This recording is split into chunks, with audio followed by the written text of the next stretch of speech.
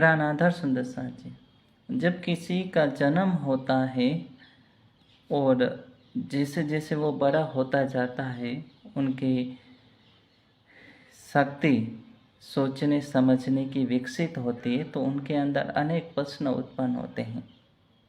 जब वो अपनी पंच भौतिक आँखों से इस संसार को देखता है, तो सोचता है कि ये पशु पक्षी को किसने बनाया, वृक्ष है वो कैसे एक बीज के माध्यम से इतना विशाल हो जाता है, सूर्य उदय होता है, अस्त होता है, चंद्रमा है, रात है, दिन है, ये सब क्या है? क्या ये जड़ है कि चेतन? ऐसे अनेक प्रश्न उत्पन्न होते हैं। जैसे जैसे वो ज्ञान लेता जाता है, आगे बढ़ता जाता है, तो उनको सब मालूम होता है। ये तो है इस संसार की बात, किंतु इस संसार की जो कुछ भी चीज है वो सत्व रज और तम से बनी हुई है, और 5 तत्वों के माध्यम से ही यहाँ सब कुछ चलता है। पृथ्वी, जल, अग्नि, वायु और आकाश। इस संसार से परे की बात करें तो जो दिव्य धाम है, वहाँ भी सूर्यमा है, चंद्रमा है, नक्षत्र है, तारागण है, दिन है, रात है, पशु है, पक्षी है, वृक्ष है, सब कुछ है। किंतु वहाँ की जो वस्तु है, चीज है, पदार्थ है, वो अलग है, यहाँ के अलग है। यहाँ के जड़ है, वहाँ की सब चेतन है। इसलिए ब्रह्मवाणी में कहा है कि पशु पंखी या दरखत रूह जिन से सब, हक अरस वाहिदत में तुझा मिले न कछुए कब। क्या कहा इस चौपाई में? पशु पंखी या दरखत, चाहे कोई पशु है, पक्षी है, दरखत माने वृक्ष है, रूह जिन से सब, सभी आत्मस्वरूप है। आत्मस्वरूप से क्या तात्पर्य है? कि ये सभी चेतन है, सभी के अंदर आत्मा है। आत्मस्वरूप यानी कि मान लीजिए कि धनी के ही अंग है ये सब। धाम में जो कुछ भी है, धाम में, परम धाम के अंदर जो कुछ भी चीज है, वो धनी के अंग है, और धनी के अंग होने से सभी चीज आत्मस्वरूप है।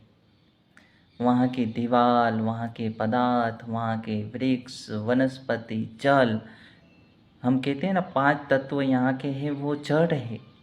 किंतु पृथ्वी, जल, अग्नि, वायु, आकाश जो धाम में है, वो सभी चेतन है और आत्मा स्वरूप है।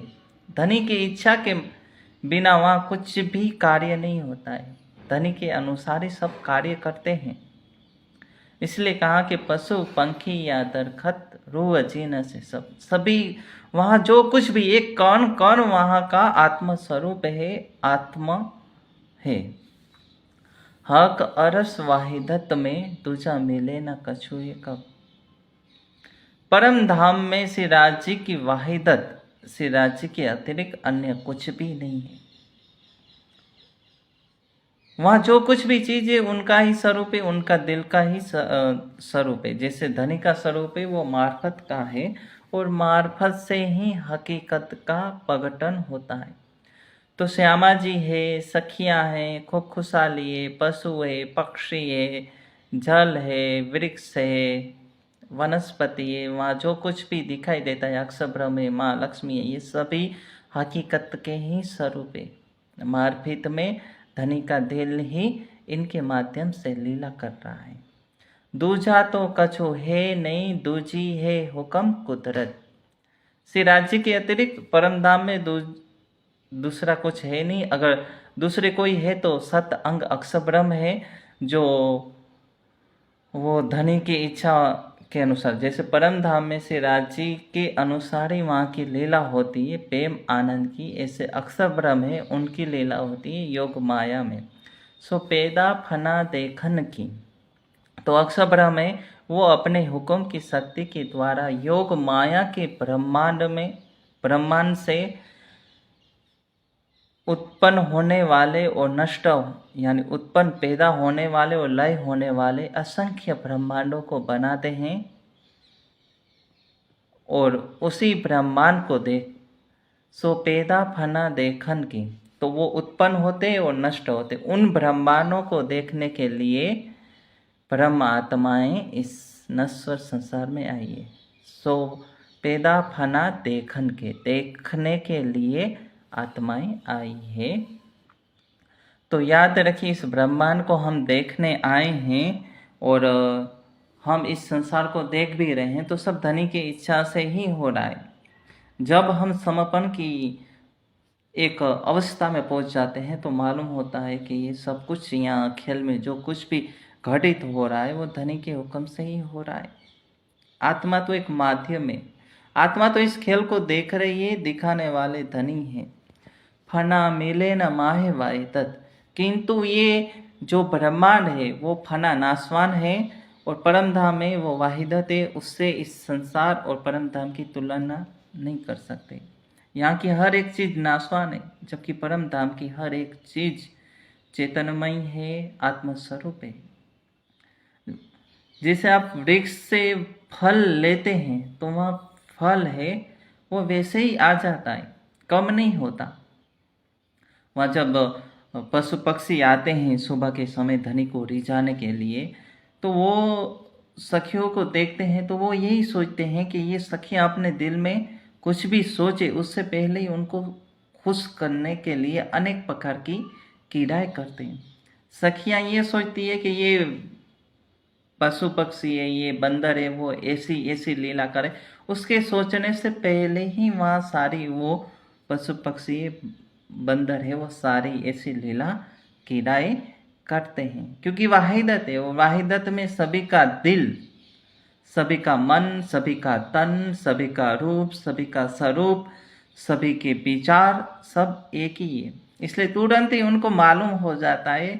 तो जब सखियाँ कुछ भी सोचती उससे पहले ही वो पशु पक्षी ये बंदर हैं वो वैसे ही लीला करके उनको रिझाते हैं। इसलिए कहा जो कछुए चीज अरस में सो सब वाहिदत माए, जरा एक बिना वाहिदत सो तो कछुए न।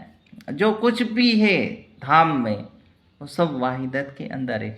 धनी के दिल के माध्यम से वहाँ की सारी लीलाएं होती हैं। इसलिए याद रखिए, वहाँ जो कुछ भी है धनी के दिल से जो भी चीज है परम धाम में वो सभी आत्मा स्वरूप है। जल है, वनस्पति है, पृथ्वी जल अग्नि वायु आकाश, जैसे हम यहाँ की जड़ है वहाँ के सब चेतन है, धनी का ही अंग है। इसलिए ये सागर की वाणी हमें परम धाम के उन पदार्थों के बारे में बता रही है कि वहाँ सभी आत्मा स्वरूप है, सभी चेतन है, सभी नूरमय है, सभी कोमल है, सभी के अंदर वो धनी का इश्क समाया हुआ है। धनी के इश्क के अलावा परम धाम में कुछ है ही नहीं। इसलिए हमें अधिक से अधिक ब्रह्मवाणी का मंथन करके ब्रह्मवाणी में डूबकर धनी के इश्क में डूबने का प्रयत्न करना चाहिए, क्योंकि इस इल्म से ही परम धाम की इश्क की बातें मालूम होती है और हकीकत और मार्फत की सारी जितनी भी बातें हैं वो बातें हैं वो इल्म के माध्यम से ही हमें मालूम होती है। जब हमारे अंदर इल्म आ गया, धनी का ज्ञान आ गया, तो फिर हमें परम धाम के इश्क में डूबने का प्रयत्न करना चाहिए, मतलब उसमें डूबना चाहिए। तो आज का विषय हम यहीं रखते हैं और अधिक से अधिक आप वाणी मंथन कीजिए। अपना एक एक पल, एक एक समय, एक एक क्षण धनी में डुबाइए। वाणी मंथन करके अपने हृदय में प्रेम लाइए, इश्क लाइए और इश्क में गर्क हो जाइए, क्योंकि यही इश्क के कारण हम इस ब्रह्मांड में आए थे, इस संसार को देखने के लिए कि किसका इश्क ज़्यादा है। अब तारतम वाणी के माध्यम से हमें मालूम हो गया कि किसका इश्क है। धनी ही हमें इस खेल में आकर ब्रह्मवाणी इल्म के माध्यम से बता रहे हैं कि इश्क क्या है और कैसे आपके दिल में आएगा। तुमको इश्क उपजाव ने अब सो करूं उपाय। तो वाणी का मंथन कीजिए और धनी के इश्क में डूबिए। आज का विषय यही रखते हैं। सभी को प्रेम प्रणाम।